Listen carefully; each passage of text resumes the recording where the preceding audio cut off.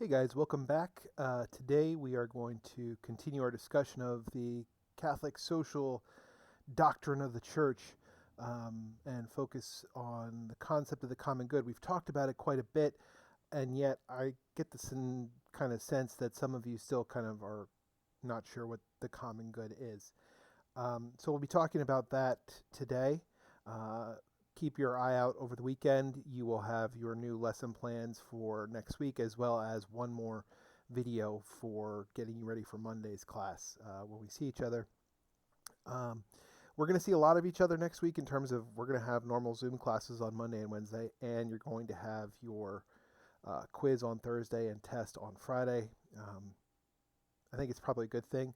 I'm not going to kill you with the amount of class time we have on Monday and Wednesday, but I think it is important that we touch base um, because human contact, even in Zoom, is, I think, helpful for us to kind of get out of the headspace of feeling like we're in this alone or in this alone with just our families, because there are other people out here that are on our side. So, that being said, we're going to kind of continue where we were Wednesday. I didn't give you the video last night because I'm giving you two today. Um, 4 questions that we're going to ask that are part of your Unit 8 questions. The first one, what is the relationship between private property, the common good, and the universal destination of goods? I already started talking about that in the last video. We'll continue it today.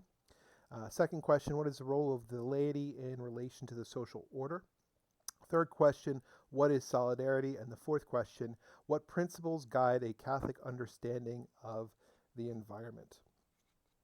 Okay, so let's start with the question of just going back to a little bit discussing what exactly is our relationship with nature. And like I said, we did discuss in this last video, but I just want to kind of go through it and just kind of hit a couple of points. The relationship between man to the earth, according to the book of Genesis, is pretty straightforward. Um, Man is in a place of superiority in the rest of, in relation to the rest of creation, right? Um, and we have been put in a position to master this world, right? But we are a steward of creation. That is, we manage creation, but we don't own it, and we are accountable for its use. Um, so the church uses the term stewardship to describe man's role in the world because God didn't give us absolute power over creation, but He entrusted it to us uh, to use it responsibly and justly. And thus tying back into the concept of justice that is going to be permeating this entire chapter. As stewards, we have certain rights to the earth, but we also have corresponding responsibilities, duties, obligations, however you want to kind of describe it.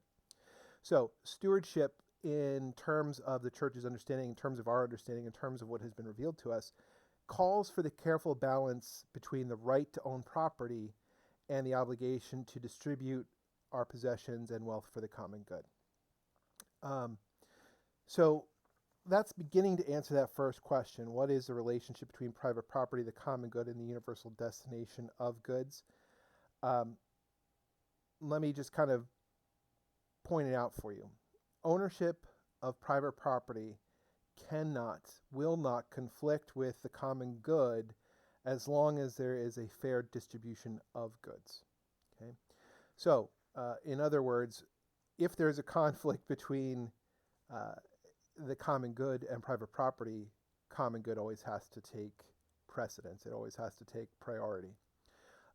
Likewise, for the common good, universal destination of goods has to take priority over private property. And we talked about it at the very end of the last video. So that is kind of the through line from yesterday into today. Now we're going to focus more on our responsibilities in terms of the social order and bringing about the common good. Because at the end of the day, the social doctrine of the church is orienting us toward that reality, toward the fact that we must continually work toward the common good, the common benefit of all. When I talk about the common good, I'm going to give you the definition now. Common good really is talking about the ability of every person to strive towards that best version of themselves that God calls them to be, to give them the ability to do so. And I think if we're being honest with ourselves, we know that not every person has been given the opportunity to achieve that best version of themselves. And so that's part of what we're called to do. Give other people that opportunity that might not have it to grow into who God is calling them to be. Put another way, we can say this. In terms of Christian discipleship, we don't live in a vacuum, right? A Christian cannot be a lone private person concerned only with his or her own moral life. The conscientious Christian has an obligation to participate directly in the public sphere, in the public life, so that we can promote a more just society, so they can work towards the common good. Okay? And so when we talk about the social doctrine of the church, right? And this really ties into that second question. We're talking about the common good. That's really what this is asking. What is the role of the laity in relation to the social order? The first kind of answer is we have to be working towards promoting the common good, towards working toward the common good. So Christian discipleship can't be satisfied merely by our individual morality. It's good. We should be concerned with it, but that's not the sole concern that we have. We do have to keep our own house in order, so to speak, but we have to also be concerned with the social structures that allow or disallow that growth in personal morality. And so when we look at our answer to that second question, what is the role of the laity in relation to the social order? We start with that answer. Christian discipleship cannot be satisfied merely by an individual morality. Rather, the role of the laity is to create a society based on fair distribution of goods and concern for every individual. Put another way, exactly what I said, making sure that people have access to those things that they need to be the best version of themselves. Okay? So the role of the laity is working toward the common good, right? And how do we then work toward the common good is really the question that social doctrine of the church really kind of concerns itself with addressing. So let's ask that question. What is the social doctrine of the church? It's the moral teaching of the church with regards to the dignity of the person, right? His or her basic rights and the requirements of the common good. Okay. And this discipline, sorry, somebody's calling me. This discipline really kind of it kind of came to the fore at the in the midst of the Industrial Revolution, tail end of the 1800s, 19th century. And really, it was spearheaded by the Pope at the time, Pope Leo the 13th, and his social justice encyclicals really kind of pushed the church in the direction that, yeah, we are called to be our brother's keepers in the sense that we are called to concern ourselves with their social good, their common good. And so when we look at the social doctrine of the church, it as kind of a separate discipline arises with the really crappy working conditions that happened with industrialization. And as lay people, we really have an obligation to justice and love, justice and charity. And how do we fulfill it? And it's pretty straightforward. We contributed to the common good according to the means and needs of others, right? We are going to be working toward doing what we can with the means that we have to help the people around us, right? And to do that, we're going to foster public and private organizations to better the conditions of life around us. So we are called to really practice looking out for our brothers and sisters, which ties in to the third question, what is solidarity? Now, your textbook gives you an answer slightly different from what you're responsible for knowing and what I'm going to tell you now, right? The easiest, most direct answer for what is solidarity, it is the recognition that every person you encounter is a brother or sister. that we are one solid, if you will, human family, right? That we're all brothers and sisters through Christ. Now, a more expansive answer, and it's stemming from that kind of nugget that the answer for what solidarity is takes shape. It starts with the recognition, oh, this person, every person is my brother or sister, and becomes understanding, oh, if this person is my brother or sister, then I have an obligation to cooperate in the continuing achievement and harmonization, that is, the betterment of all the people that I encounter, particularly the rights of the individual and the demands that are derived from our social interactions as human beings. It is, at the end of the day, the joint effort to achieve the common good and the good of the individual and of society. So solidarity is sometimes referred to as social charity, right? That's another name for it. But at its core, it's that recognition of the brotherhood, sisterhood of the people around you to you, and you willing their good, you wanting what's best for them, you wanting them to achieve and grow. And so it starts with that realization, the realization that every person you encounter is a brother or sister to you, okay? And from that reality, willing their good. So, as a result, the political doctrine of isolationism is going to be contrary to the Catholic faith, right?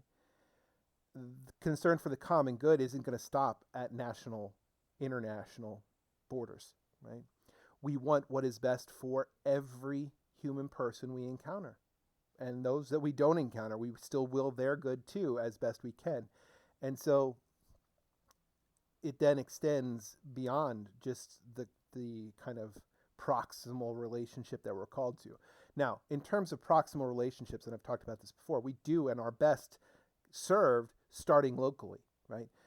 Working as we can with those around us. But if we're given the means to go beyond that, we absolutely should. And so as a collective nation, the U.S. is pretty well off. And again, given the context of the situation that we currently find ourselves with the COVID crisis and the economic turmoil that it's causing, we're still ahead of the game comparative to most nations, right? So as a richer nation, we do have certain obligations. Man, keep getting the hiccups. Toward poor nations, right? We are called to show solidarity in the international relations and contribute to the material welfare of the poor nations. Now, it goes beyond just material. Spiritual, educational are super important too. In fact, I would put those higher in the scheme of things. But the material part of it is what allows for the educational and spiritual part of it in some ways. And the church teaches us in the Catechism 3 kinds of aid that richer nations can and should give to poor nations, right? Direct aid in extraordinary situations, for example, right now, right? We have the responsibility to give what we can to those nations that are just being absolutely destroyed, but also in like more broad terms, like when a country is hit by an earthquake or a hurricane, etc. Those are what we call extraordinary situations. The second, development that will provide a lasting solution to poverty, right? So when we talk about that type of development, we're talking about building an infrastructure in terms of roads and things like that, but also in terms of building businesses that are self-sustaining and allowing people to be contributors to the economy as far as carrying out their own rights to work, right? And third, reform of international economic and financial institutions. This is the one that we collectively, humanity in the world, do a really crappy job with through things like extortionary loans that countries send to each other. There are many African nations that are still paying interest, let alone paying off balances of loans given to them by rich nations, including the United States. And so that's one of the ones that we absolutely should be working on in terms of working toward the common good. And that then begs the question, how might the duty of richer nations towards poor ones come under the headings of solidarity, charity, and justice? Well, the duty comes under solidarity because of the universal destination of goods. Those people need access to things that will help them work toward the common good, right? And richer nations, generally speaking, have an abundance of goods and so have the obligation to share those with the nations that don't. And it could come under charity because giving beyond justice, giving to the poor, is an act of love. That's why we call it charity, right? And it could come under justice if the richer nation have become rich at the expense of the poor ones. And guys, I got news for you. As great as this country is, a large part of it is because we have been exploiting other countries. Now, not entirely, of course, but that is kind of an undertone to some of the wealthiest countries, not just the United States, in the world, is the exploitation of weaker, poor nations. Okay? And so out of justice, we should do it too. And there you go. Globalization, right, is really, in a lot of ways, potentially subjecting poorer nations to that exploitation, right? Multinational corporations use the resources and labor of poorer nations without attention to stewardship and human rights, right? They exploit both the people and their natural resources. You only need to look at the shoes that you're wearing on your feet to realize, hey, these aren't made here in the U.S. These are made overseas where they can pay workers cents on the dollar to do the same work that would be done here, right? And so these are what are referred to as perverse mechanisms in terms of social justice teaching. Perverse mechanisms. Let me give you 3 examples of a perverse mechanism that is used to impede the development of less advanced nations. I gave you one earlier in terms of an abusive financial system whereby countries are locked into just paying off interests time after time after time. You might even call it usury, right? Certainly abusive, if not usurious, financial systems. Unfair, iniquitous commercial relations where countries, again, exploit cheap labor in other countries, etc. And the arms race, which still goes on, is a perverse mechanism because the only end that it's toward is death. And so that too is a perverse mechanism. So when we look at these things, well,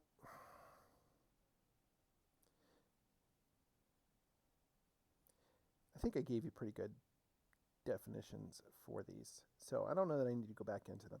But those are problems that we are called to look at and face. Okay?